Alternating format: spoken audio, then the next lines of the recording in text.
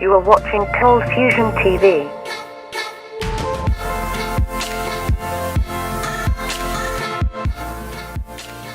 Hi, welcome to another Cold Fusion video. Over the past year, many times I've gotten the request to create a video production on the topic of TATA. At first, I didn't really see why there was such a demand, but as I learned more about the company, it became clear that there was something very unique here. I have to admit, before I completed the research, I really didn't know much about TATA, besides the fact that they made cars that were nowhere to be found in Australia, the US, and Europe. In fact, the only place I'd seen them was in India during my travels. Today, TATA now owns companies such as Jaguar and Land Rover, but this is really the tip of the iceberg when it comes to the breadth of their industry activities.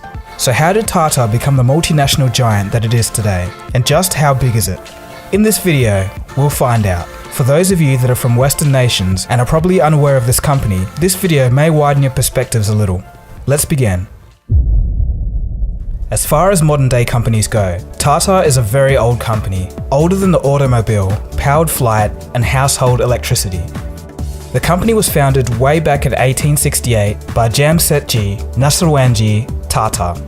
In retrospect, after Tata's success, some have hailed J. Tata as one of the founders of modern India. Born in 1839, J. Tata's first professional role was working in his father's banking firm outside of Mumbai, India, coincidentally where I was born. There were some key events in J. Tata's life that would shape the history of India and eventually help shape the global business landscape. It would be travel that opened his eyes. J. Tata travelled to England, America, and Europe for business, and through his opportunistic mind, he saw that Indian companies could make a large impact in the textile industry, which was dominated by the British at the time. In 1868, after learning from his time working in his father's banking firm, a 29-year-old Tata bought an old oil mill and converted it into a cotton mill.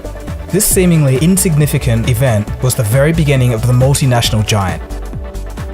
J. Tata always had the inclination to care greatly for the people of India and had an interest in giving back. This is outlined by J. Tata's 4 dream goals. During his life, Tata strived for 4 simple goals within his heart. They were to create an iron and steel company, a world-class education institution, a hotel, and a hydroelectric plant. It would only be the hotel that was to become a reality during Tata's life. It was completed 1 year before J. Tata's death in 1903. In 1907, Tata's son, Dorab, would push to realise his dad's dream of Tata Steel, Asia's first and India's largest steel company. In 1911, the third dream was completed in the form of the Indian Institute of Science, the preeminent Indian institution for research and education in science and engineering. The final piece of J. Tata's original dream was realised in 1915 when Dorab set up Tata Hydroelectronic Power Supply Company, now currently India's largest private electric company. So to do so many things in so little time may seem like immense innovation for the early 20th century, but there's a bigger picture to this. Tata as a company was thinking differently even when compared to global practice at the time.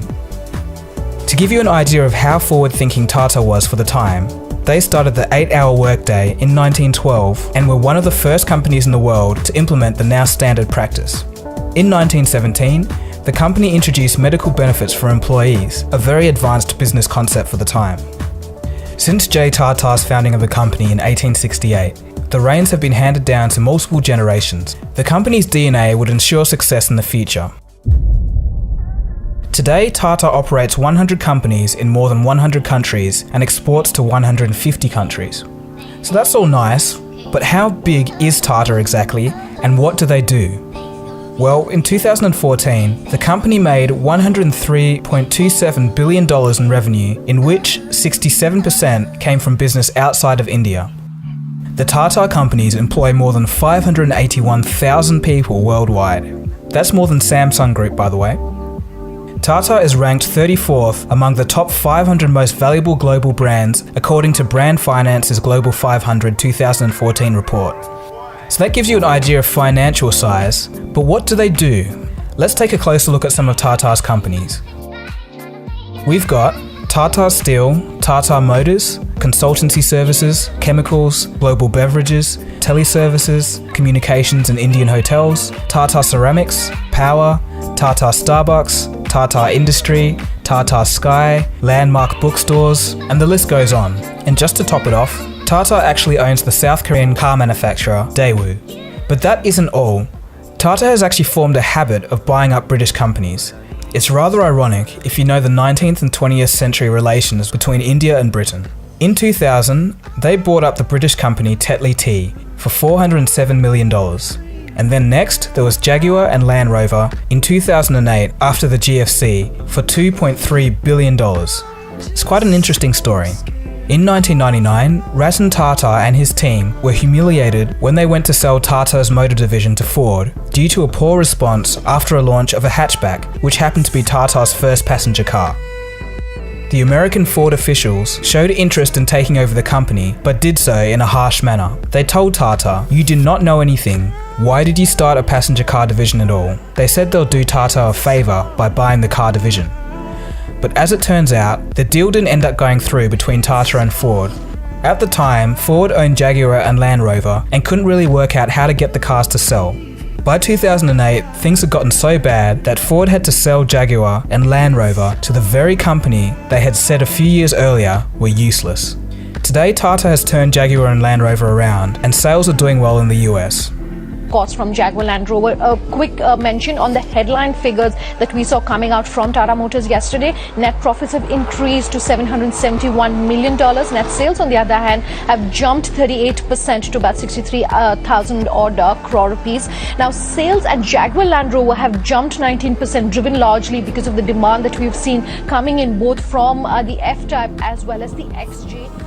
Okay, so far in terms of size, Tata may sound like a few other multinational conglomerates, but the surprising difference here is that Tata is actually very successful in many of their fields.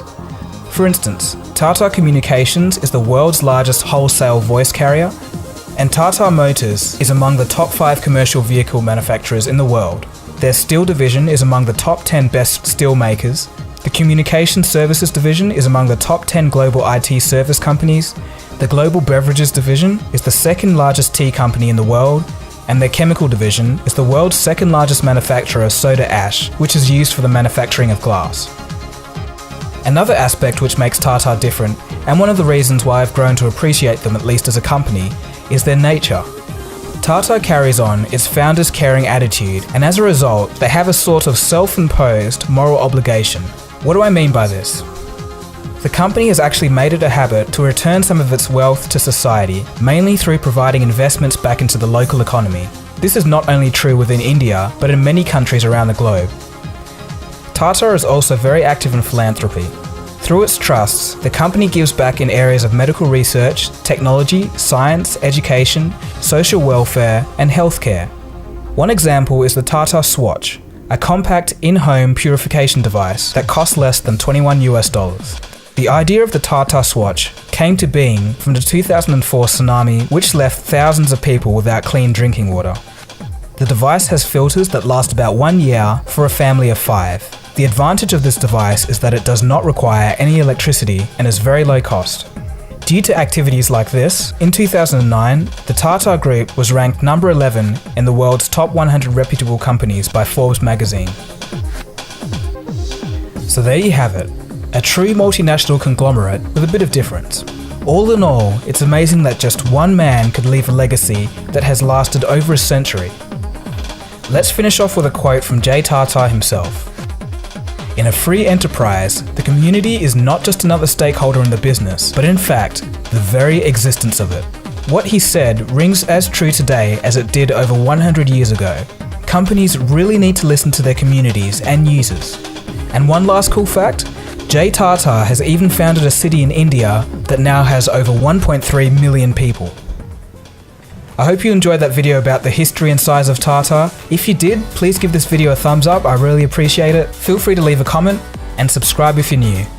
If you want to know more about the history, size, and interesting facts about other companies, hang around for the next 10 seconds and follow the prompts on your screen.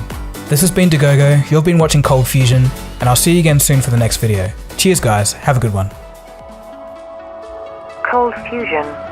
It's new thinking.